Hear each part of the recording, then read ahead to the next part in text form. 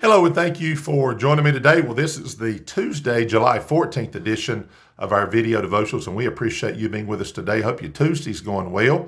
And of course, I think many people are probably noticing, like in our area, maybe many areas, the cool down that we've received, and that's been really awesome. And it's going to get hot again. We know that it is July and all that, but at any rate, it's good to have that little bit of reprieve.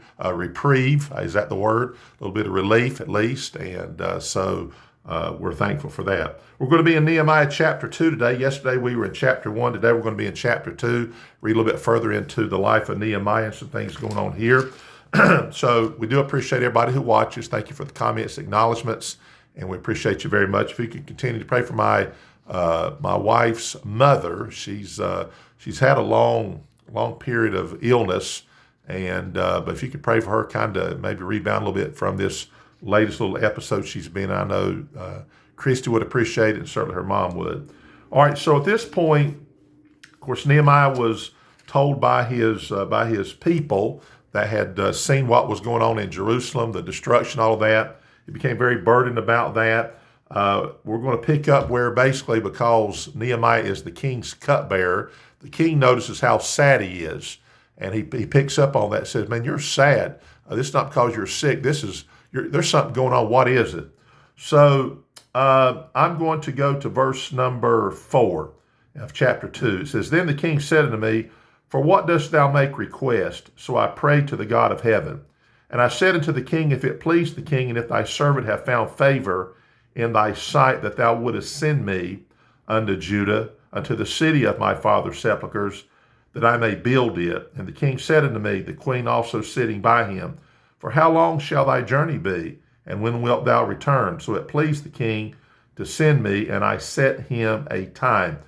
Now there's a lot of things that's going to happen after this, and probably tomorrow we'll maybe move toward the end of the book of Nehemiah, but there's going to be the rebuilding process. But here's what I want to talk about today, kind of a very little side note to the whole story here, where Nehemiah's going to go back and rebuild the walls and all that's going to happen there, the opposition, how he's going to have to face that, but they'll get through that.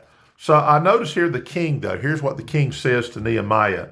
He says he's going to grant him the journey and grant him materials for the rebuilding. He's really going to help out in a tremendous way.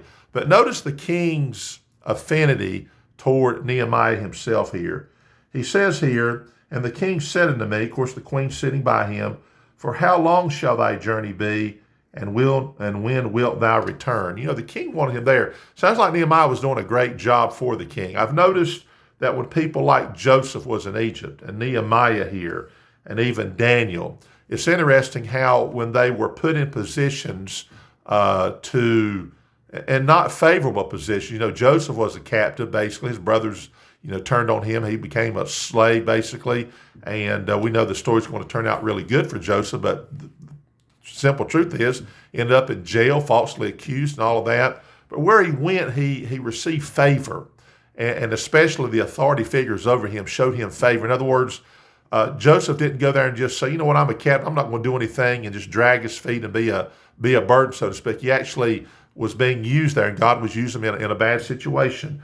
Daniel, of course, same thing. Nehemiah here. Nehemiah was the king's cupbearer. The king says, "I want you back as soon as you can get back, but I'm going to let you go." So what I'm saying is, when you go to work, okay, especially when you work in a secular situation, when you go to work, where you're at, is there people around you that's glad you're there? That they see you working hard. They say you've got a good attitude toward them.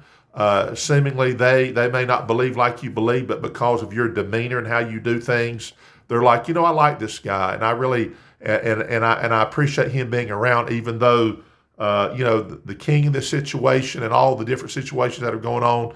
They appreciated the fact that they're trying to be helpful to the people that's even their captors. Is that the word? The ones that have them in captivity, the ones that have them kind of under their thumb. So I think that's a good testimony is what I'm saying. In this case, imagine if Nehemiah hadn't had that testimony, maybe the king would have said, "You're not going anywhere. You're just going to do your job here." And maybe he could have had a bad attitude toward Nehemiah, but he didn't. I think he really cared for him. And I think it's part of the reason why God allowed the king to say, "Yeah, you go back and I'm going to help you any way I can." I think that was very helpful. May we be helpful people in situations where we're at. It doesn't mean we got to be a compromise. It doesn't mean we got to follow false ways and false religions and all of that just because we're in a certain situation. But we can be like this, have a good testimony. And Nehemiah certainly did. And the king said, I want you back just as soon as you can get back. I think that's a good testimony. May we have that kind of testimony ourselves in the situations we're in, okay? Have a great day, safe day, healthy day, Lord willing. We may be back tomorrow, but there's a good chance that we won't. So I'm just going to say right now, 50-50. We'll see how it goes. Otherwise, thank you for watching. If we don't see you on Wednesday, we'll see you on Thursday. Thank you.